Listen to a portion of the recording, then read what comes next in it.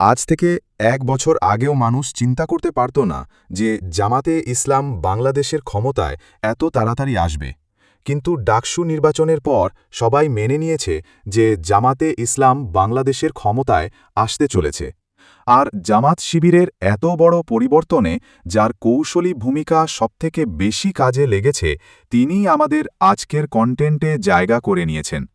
মাধ্যমিক ও উচ্চ মাধ্যমিক শেষ করেছেন চট্টগ্রাম কলেজ থেকে, আর এমবিবিএস ডিগ্রি সমাপ্ত করেছেন ঢাকা মেডিকেল কলেজ থেকে।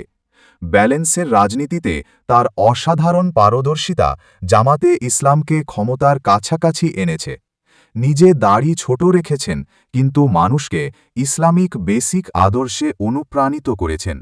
জামাত শিবিরের অভ্যন্তরীণ কোনো নীতিতে তার সিদ্ধান্তই হয়ে থাকে চূড়ান্ত।